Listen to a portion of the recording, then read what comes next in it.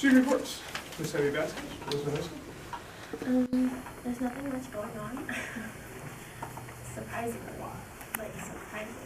But tonight was the taco night for 2019, 5 to 7. And then the JV girls volleyball they finished first in the High Desert League.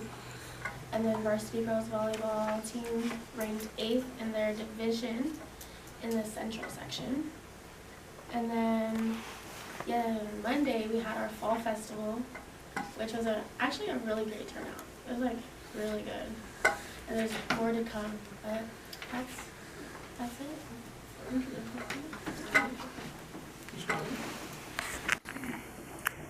Good evening, everyone. This month's TMS was obviously October, so we had the usual events of Red Ribbon Week and Halloween. As a part of Red Ribbon Week, we had a door contest. We would do themes of drug and alcohol prevention. It was fun to walk around and see all of the creativity that was put in by some of the teachers. I believe it was 2 weeks ago that I discussed the issue of water bottles being left on the field and students squirting each other. But we've come up with a solution, with what we hope is a solution. This week we have warned students that the bottles may be taken away. If by the end of the week we are still having issues, then next week we will take them away. We don't want to take away the water completely or all at once, as it is nice for the students to use them properly. So we will simply continue to go off and on in phases until hopefully people will stop. And that's all from Tropico. Thank you. All right. School reports. Mr. Nat Adams from Tropico Middle School. Or should I say he's the big man from Transylvania? Yeah. Enjoy the day.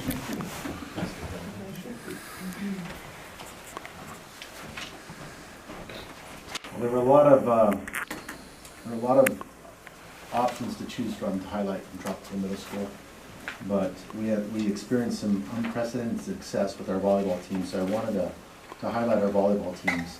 What you guys have in front of you is just the many bullet points of a successful season, and I'm going to invite some people up here. I want to invite the coaches, Patty and John Monsabias, Sophia Reyes, and Kim Valdivia. Come on up. These are our boys and girls coaches. So I want to congratulate them due to their efforts and the kids' intensity on the court. And I want to read it because there's a lot to be read.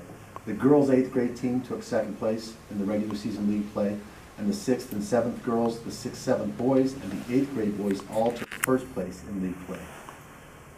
And these are their plaques.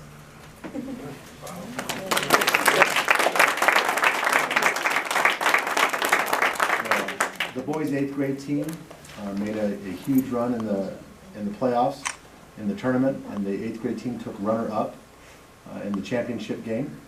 And I wanted to bring up Garett, Kofahl, and Salvador, Cabrera. These 2 young men were named to the All Tournament Team. Yeah.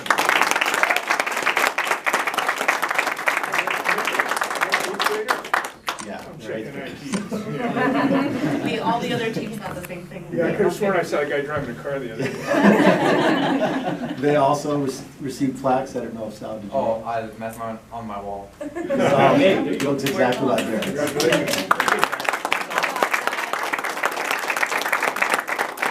Mr. Adams, isn't 8th grade boys volleyball relatively new? Boys volleyball. Boys volleyball. Yes, right, it is. boys volleyball. So that's only been in existence 2 years? 3 years. 3 years. Yeah, I think. So in 3 years. Our 2nd year in the championship game, actually. 2 years around. 2 years taking 2nd. Wow, must be the coach. Must be the kids. These kids too, for those years as well. These guys are 8th graders, so they've been coming through this team, doing a great job. I also wanted to thank the cheer team. They were at, I think, almost every home game. They had wonderful support for us. I want to thank Mr. Plowman for his efforts.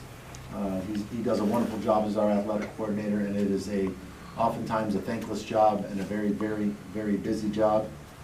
So thank you to him. We obviously want to thank the board and the district administration for allowing these programs to thrive. Not just exist, but to thrive. We have all the things that we need. We're able to get good coaches. We're able to have good kids come out and work hard. And I want to highlight one more aspect of our athletics. So you'll see there our boys volleyball teams had a combined grade point average of 3.1. The girls volleyball teams had a combined grade point average of 3.55, with 9 girls achieving a 4.0. Does that mean the girls are? Start going there.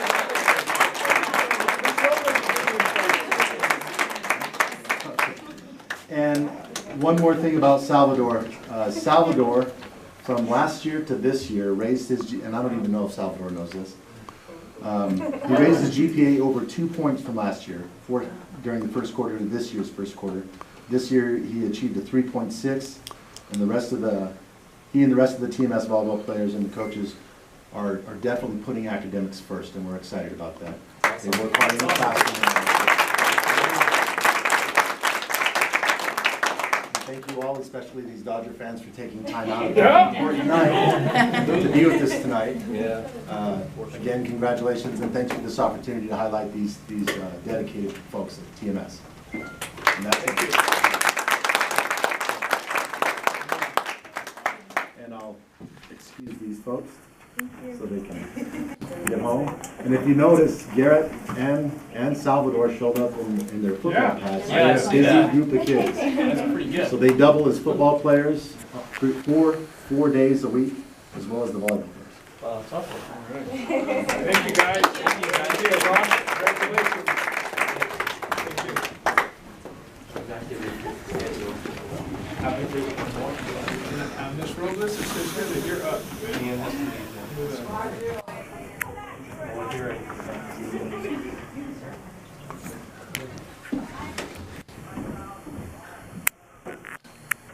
Okay. So this is a presentation about what's going on in child nutrition right now. Kind of an update of what happened during the summer, what's going on now, and what we plan on in the future. If you haven't met these two, Alicia Woods, she's our Sodexo consultant, and Rosie Robles, she's currently managing food services for the district. Really have to give a shout out to Rosie. She's really stepped up, really running with the job, to be honest with you. Literally hasn't driven her crazy yet, so I'm thankful for that, but she's doing an awesome job of managing it. Kind of breathing new fresh life into food services.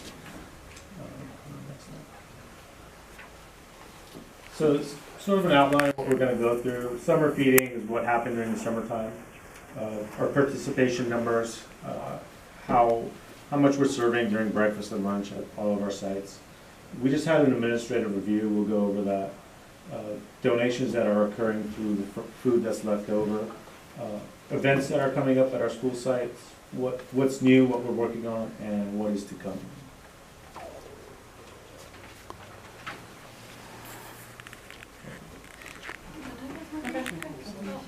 So for summer feeding, we've fed 4,290 meals this summer. It was at West Park and Tropico Middle School. And as for participation, this year we have increased. We have grown from August to August by 8.65% and September to September by 5.71%. And as for administrative review, Garett can talk about that. So we have 2 administrative reviews this year. It's basically the state will send an auditor to our sites and take a look at our books and audit our actual kitchen to make sure we're doing things correctly. The first one we did was for our supper program, and we just got the results, which came back great. We passed our administrative review. The big one is in March, so we're preparing for that. But we had basically a few months to prepare, and Rosie and Alicia have done a great job of doing it, really stepped up and delivered for this administrative review. So we'll let you know probably in May how the larger review goes. All our documents are ready to go, so we're just waiting for the person to show up. But basically what it is it's the audit that goes on for food services. So when we have an audit of our financials, it's the same exact thing for food services, and they look at everything from what we've ordered, our meals, the calories, everything, and that's included in food services, down to the last penny that we spent. So they did a great job of getting through it. We'll probably have results in May.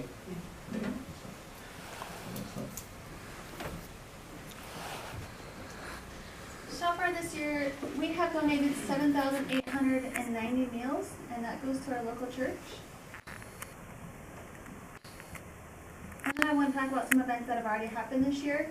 This past week was Wasteless Week. It's a week to celebrate the things we can do to reduce waste in our community. So one of our events was a waste study at West Park Elementary School. Basically, we gathered food waste only and determined which class wasted the least amount of food. And that would have been 5th grade with only 26.06 pounds. We also did a water waste study at Tropico Middle School. So we give water to each student that purchases a meal. And we measured how much water they are actually wasting, and it was actually only 3 gallons. And I got that from inside the cafeteria, and I ran around on the field to gather what was still left over. And like I said, it was only 3 gallons, so I thought that was very impressive. And then as a special treat for wasting as little food as they did, we did infused water at West Park Elementary. So we just put berries and blackberries and strawberries into water, and every student that brought their water bottle got to enjoy it as a way to encourage using less plastic by using a reusable water bottle. So what's new for this year? We're trying to do more meals from scratch. We discovered that we have vegan children, so we introduced tofu. This is tofu nuggets. We're also doing sriracha tofu and sweet chili tofu, and just different variations to accommodate our students that have alternate diets. We started clickers this year. This was Rosie's endeavor. So instead of using our point of sale system Mosaic, we just click children through, and it's just a simple clicker as like an umpire would use or the like. And so all we do, this children get to go right through, and this is much more efficient than having to think of their name or the number and entering it and spending all that time. So more kids are getting through faster, and they're having more time to eat, and we're just filling more bellies that way. And then for grants, we're looking at getting, last year we got a grant of $5,000 for the middle school for grab and go breakfast. We're potentially going to get $1,000 more for them, and possibly $1,000 for West Park and Rosamond Elementary School as well. And that will go toward their breakfast initiative. And then what's to come? So we're continuing with the Thanksgiving feeding. We're kind of deciding which sites we're going to do it at, but definitely Rosamond Elementary, the old kitchen over there, and possibly another school site, but we'll have to see if we could staff it. To be honest, it's very hard to find staff for that week. We're considering starting a breakfast cart at the high school, which will serve coffee, decaffeinated, and other breakfast items as a way to encourage high school students to eat breakfast at the site. I'm shocked at the choices that are available for breakfast. There's probably 15 different breakfast items. I had one when I was going to school, so to get kids more engaged, we thought if we have more of a contemporary point of sale as a breakfast cart, we'd like to try it, and we're in the works right now, kind of getting the welding program at the school site and the wood shop to kind of build us a cart possibly and get that out there on the site. Fine dining again, we're going to do that around Christmas time. If you don't know what fine dining is, it's teaching the kids table etiquette and just giving them an experience that normally they wouldn't have at a school site. Primero Edge, that's a software that all of our sites will use, right? It replaces an outdated software. Basically, it's a meal planning tool. So it makes meal planning more simple for the sites. Everything we serve, we need to document and have a breakdown of the nutritional information. It's very arduous right now with the software that we use. What is it? NutriKids? It's called NutriKids, and I think it's older than me. So this change will help a lot at the sites. And finally, Future Chefs is going to occur as well. If you don't know what Future Chefs is, it's when our students at the elementary schools compete with the recipes that they have against each other to come out on top. Kind of call it Top Future Chefs. But when does that normally occur? It'll be in the springtime. Sometime in the springtime. And we're always looking to add new things as well. So whatever's going on throughout the states through Sodexo, we kind of try to adapt here. I think we'll add to this as well, but it's up to these two ladies to make it happen. And they're kind of stretched thin right now, but we'll see what we can do.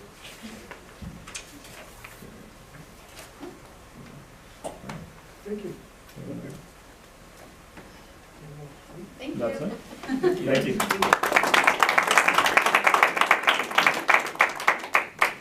Next, Mr. Westland.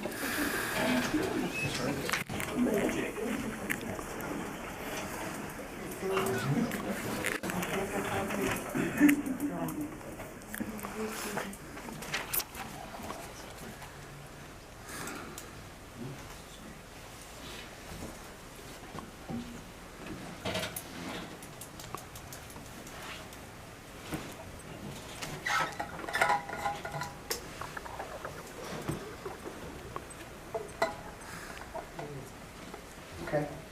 I'm Dan Wexler, and I'd like to talk to you about the district's test scores.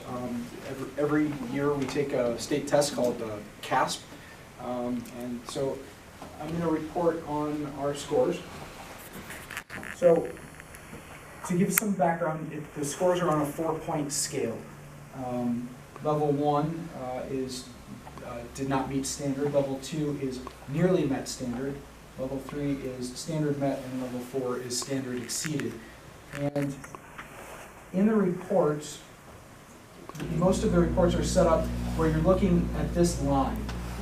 If you're above that line, then you met or exceed the standard, kind of like you passed. And if you're below the line, then you did not meet the standard, kind of like you failed. But standard nearly met's not really an F. But that's like a simplified way that the reports are generally done, where you're looking at what percentage of your students met or exceeded the standard and what percentage of your students did not meet the standard. Is in comparison to Kern County, because you can't just look at the data by itself, because the different grade levels have different different percentage of students meet or exceed the standard. So you look at 11th grade, 50% met or exceed the standard, in 5th grade only 15%. So you'd say, hey, 11th grade did great and 5th grade didn't. But in reality, 11th grade standard is a lot easier than 5th grade. So the way to understand the data is to look at it in comparison with Kern County. What we're looking at now is our ELA score, the percentage of students who met or exceeded the standard in 14-15, 15-16, and 16-17. So we're blue, Kern County is red. What you can see here is in 14-15, we were 9 percentage points behind Kern County. They had 33% met or exceeded the standard, and we had 24%. And then in 15-16 and 16-17, we were 11% behind them. So our ELA scores went from 24% to 29% for a 5% growth, and Kern County grew at 7%. So in ELA, we grew 5%, Kern County grew 7%, so obviously our goal is to catch up with Kern County and grow more than that. But bottom line, we're about 10% behind Kern County in ELA. In math, you're going to see that, again, we're about 10% behind Kern County. Only the trend is going in a different direction, but the bottom line is we're 10% behind Kern County. In math, we started off 5% and we sank down to 10%. So we didn't really grow in math. We started off really well, but didn't grow. So again, we're 10 percentage points behind Kern County in math, and obviously our goal is to catch up and to grow faster. Okay, the next, what we'll look at is our ELA scores by grade. So that we're blue, Kern County is red. This is percentage of students who met or exceeded the standard, and this is by grade. One thing to point out is the best performance in the district is our 11th grade ELA. We had 49% of our 11th grade ELA students who met or exceeded the standard, which is only 3% behind Kern County. So by the time our kids get through 11th grade, 49% are meeting or exceeding the standard, and we're almost all the way caught up to Kern County, so that's a really extremely positive result. right? I want to point out that one thing that we noticed is in ELA, there's some weakness in the middle school, and I want to talk about what we've done to address that issue, which is number one, we have a new summer school program that we started last summer. We had about 200 students in the summer school program, and the results from that program are quite positive, so we believe that by implementing that program, that's going to go a long way to addressing this issue. We've also begun a new curriculum adoption at the middle school for math and language arts curriculum. The curriculum adoption that we did 4 years ago, the ELA and math curriculum are not fully Common Core, so we want to replace that with new fully core Common, with new Common Core curriculum for the middle school, and we believe with those two programs, we will improve student achievement. To me, this is a really strong way of understanding what I would call the achievement gap between us and Kern County, which is this isn't our state test scores. This is our benchmark assessment. We do a benchmark assessment in the fall, winter, and the spring using Renaissance, the STAR Math and STAR reading assessment. And what you'll see, okay, this is from this fall, and blue is reading, and red is math. And what you'll see, this is showing how far behind the benchmark we are. So at the beginning of first grade, you want to be at a 1.0. In the middle of first grade, you want to be at a 1.5. At the beginning of second grade, you want to be at a 2.0. And this is showing how far behind we are. In the beginning of first grade, we're at a 1.0. In the beginning of second grade, we're 1 and 2 months behind. In the beginning of third grade, we're at 2 and 3 months behind. Beginning of fourth grade, we're at 5.5 months behind. Fifth grade, we're at 9 and 6 months behind. So what you see is every year we are, so at a grade level, the students are supposed to grow by 1 grade level or more. What we're seeing is our students are growing slightly less than 1 year of growth. It's more like 8 months of growth, more like slipping 2 months behind. And what you're seeing here is this cumulative effect of 8 months of growth a year instead of 1 year of growth per year. And as an administrative team, the goal is to address that issue as we're doing with new curriculum and the summer school program and other initiatives led by the district leadership team to address that gap to help make sure that our students are achieving 1 year of growth or more per year. And that's a learning priority for the district. And that concludes my presentation. Thank you. Thank you very much.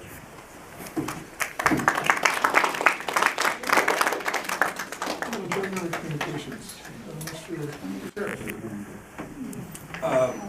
Thank you to the middle school for having such great success in their athletics.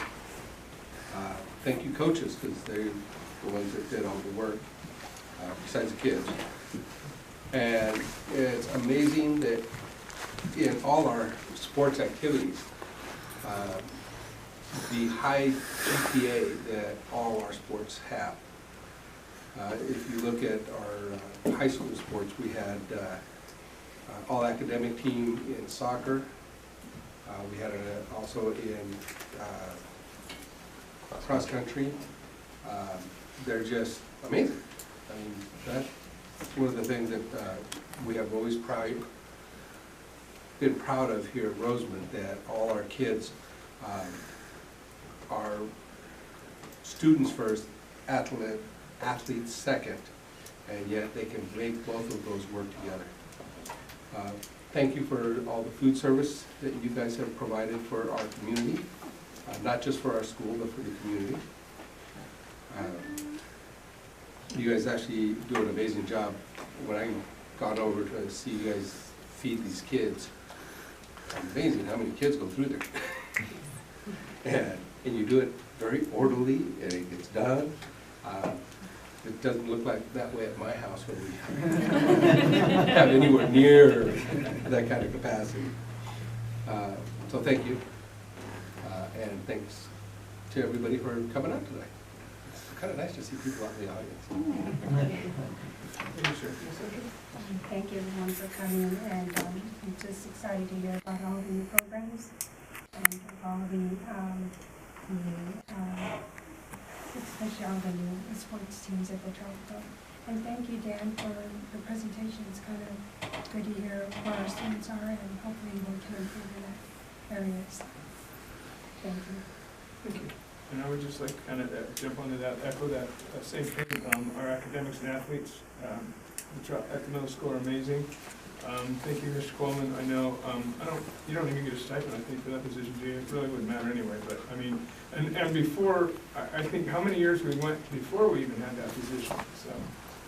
Yes, sir, so thank you for that, and it feeds into the high school, which is just amazing. I know on the volleyball side, I believe Miss Eubanks has stepped down as the coach for many years at the high school, so I know we'll be looking for but it sounds like we'll be in good hands with the teams coming up, with the students coming up. So that's just amazing.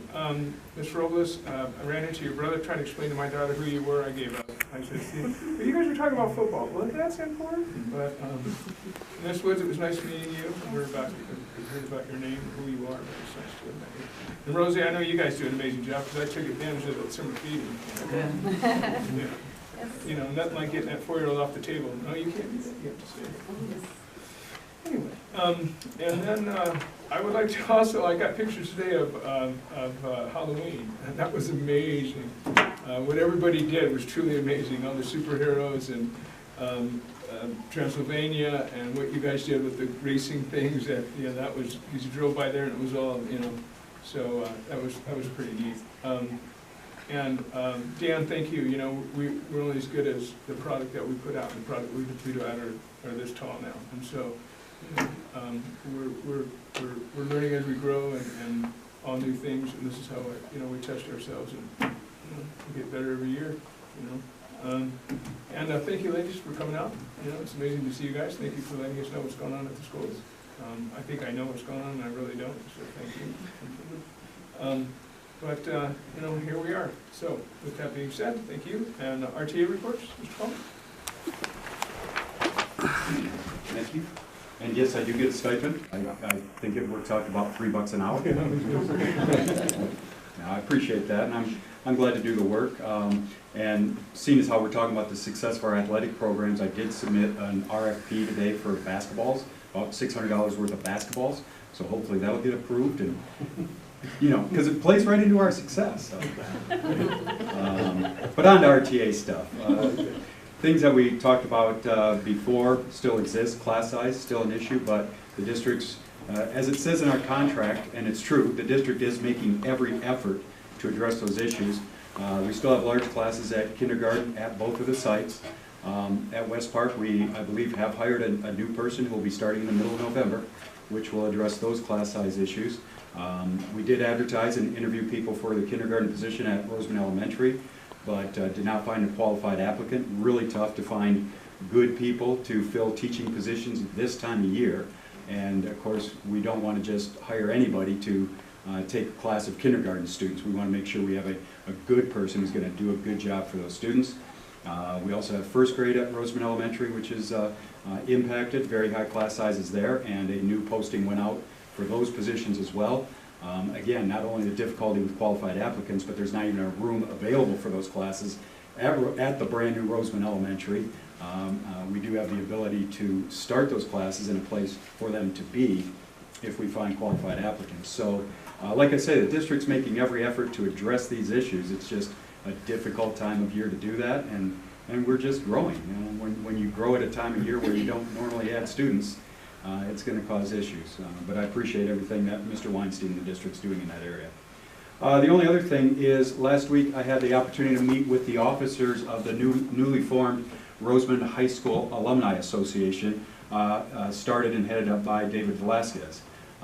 If you remember us talking about that in the summer, and him coming together with that idea, the officers have formed, I've talked with them about the bylaws that they put together, which is outstanding. RTA had pledged to get them started with a donation of $1,000, and they're now in the process of getting their bank account established, so I can actually give them the money. And they've got some outstanding ideas of what they want to do to work with the students at Roseman High School. They made just a fabulous presentation to me, and one of the responses I made to them is I'd like them to bring this to the board. So I'm going to talk with Mr. Weinstein as to when, and also talk with those officers as to when might be a time, sometime in the next month or two, that they can do that, so that they can introduce themselves to you and let them know what their vision is, because I think it's really outstanding what they want to do with our students, and giving them some direct ideas of what their opportunities are after high school. So it was just fabulous for me to meet with them. They were all former students of mine. So they had a little bit of PTSD as they came into my classroom, but once they got over that, we had just, I looked at these people and I told them, Mr. Otis, that, you know, when they make their presentation to me, they're sure to hear that this can't be Roseman, because of course David is right now at Harvard Medical School, as you know. Ivan Lopez just finished his degree at UCLA and is entering also a master's and doctoral program. And then Josh Matarazzo and Karina Banuelos are graduates of Cal Poly Pomona and are both working in STEM-related fields. So these are the people I want you to meet. You probably already know them, and like I say, this new alumni association that they're putting together, I think, is going to be a tremendous asset to our district. So I wanted to bring that to them. There you go. Thank you, sir. Mr. Vasquez had that little route when he was about 20, I believe, that little route. Yeah, you're right. They just don't do that here, things like that here in Roseman. It's amazing. Okay, CSCA? Comments from the public? No comments. Okay. Oh, Mr. Otis, I have one comment if I Yes, sir. might. The public would like to commend Mr. Weinstein, Superintendent Weinstein, for traveling to Bakersfield last Tuesday morning to give testimony for keeping students safe in Southern Kern Unified. And his words had an impact because the marijuana issue was voted on 4-1 to ban it in Kern County. So the public would like to thank Mr. Weinstein for going to that extra effort. I'm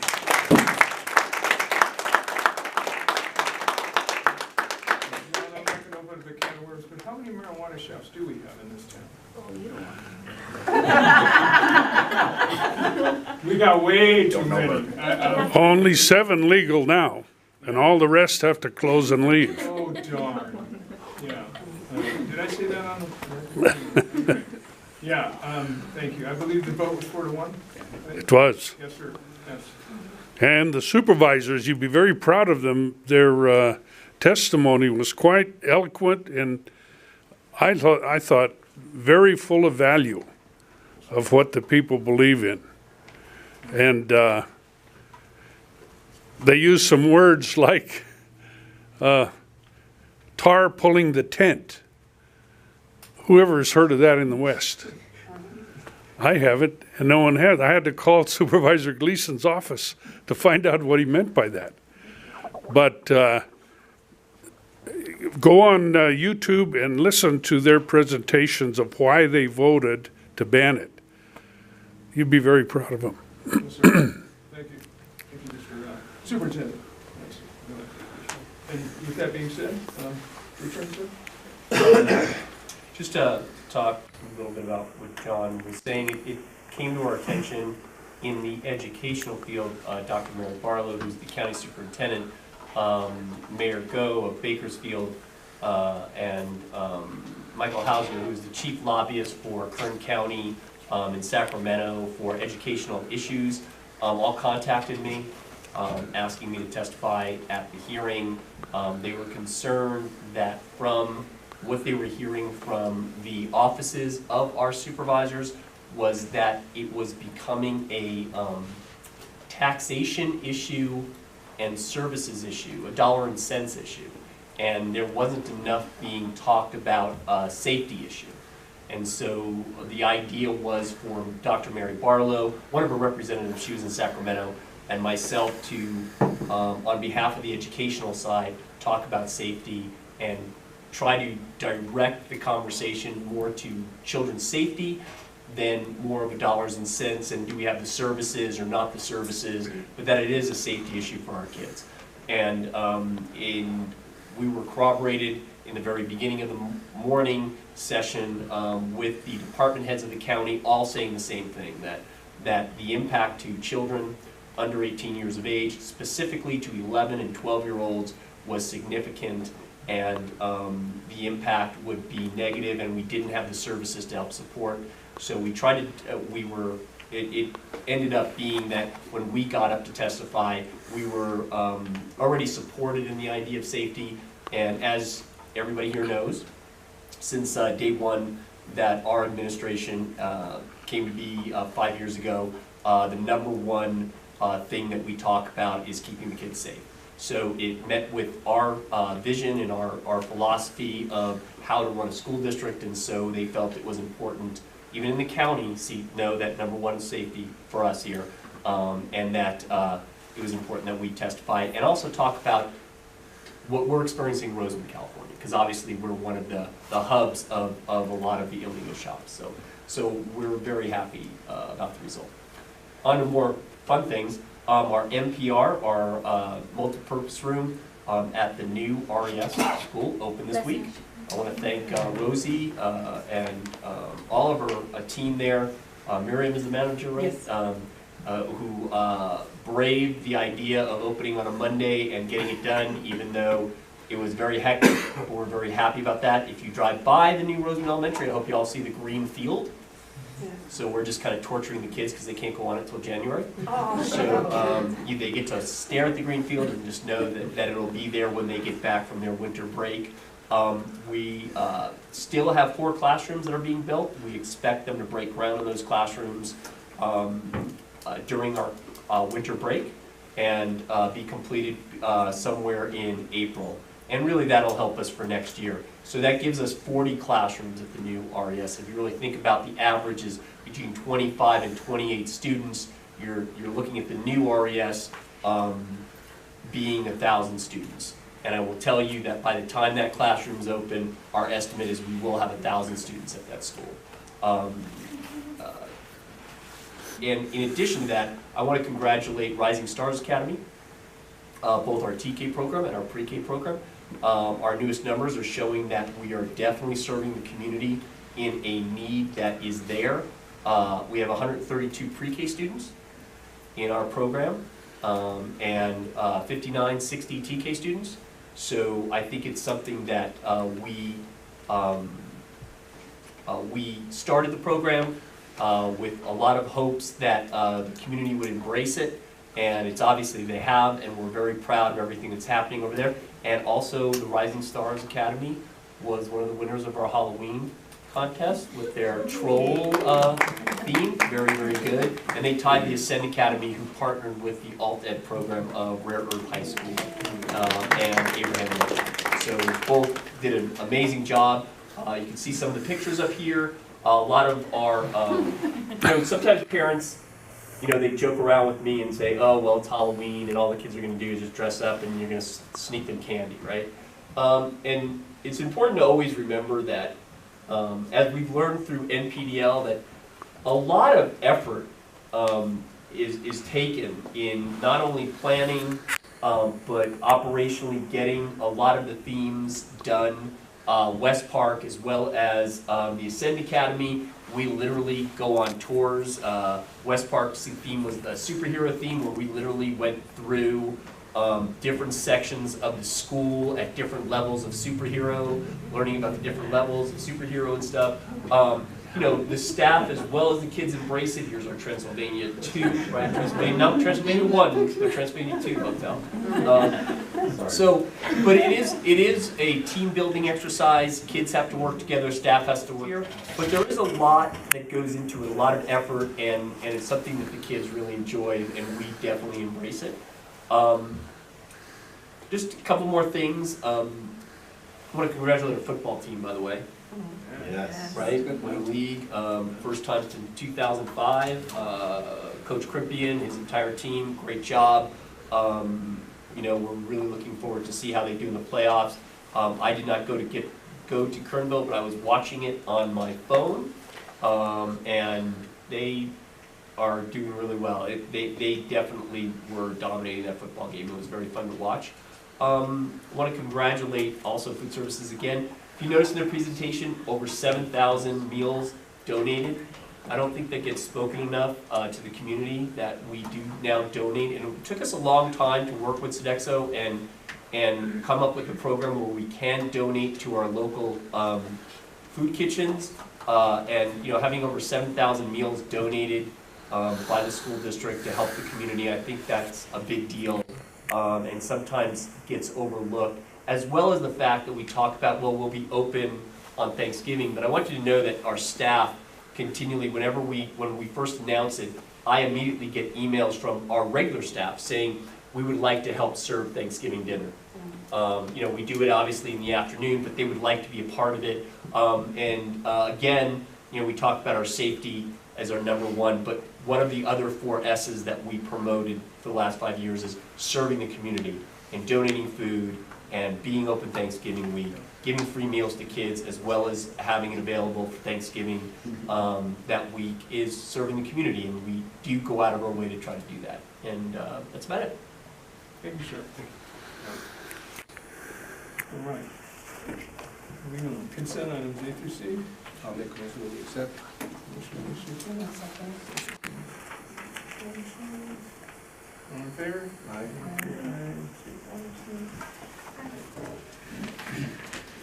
Personnel. Make a motion that we accept as written. All in favor? Aye.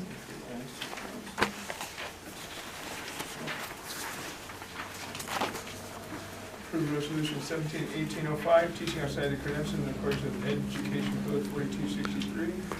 So both B and C are where we have teachers with credentials, but that they are teaching, B is that they are teaching outside of their credential that they have earned and are helping us out by taking on additional subject that they don't teach in. And C is we have teachers who are provisional interns that are, we are allowing them to teach during their provisional internship. I'll make a motion on B. Second. Mr. Pearson, in favor? Aye. Aye. Two absent. Steve? Okay.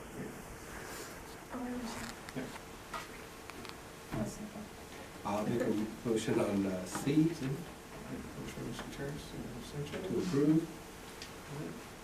And 3 ayes, yea. Aye. 2 absent. Curriculum instructions, Williams settlements, 2017-2018, inspection results, Ms. Hargis. So the Williams people, they came in, there were teams of curriculum and teams for facilities. So all of our schools did very well. There were no deficiencies in any curriculum area. We did have a few for facilities. There's some kind of an alarm at the high school that they wanted to have fixed, and then I think there was something that needed to be painted at Tropico. So they were very minor in what they found. Can we use that to ask Dave for more money?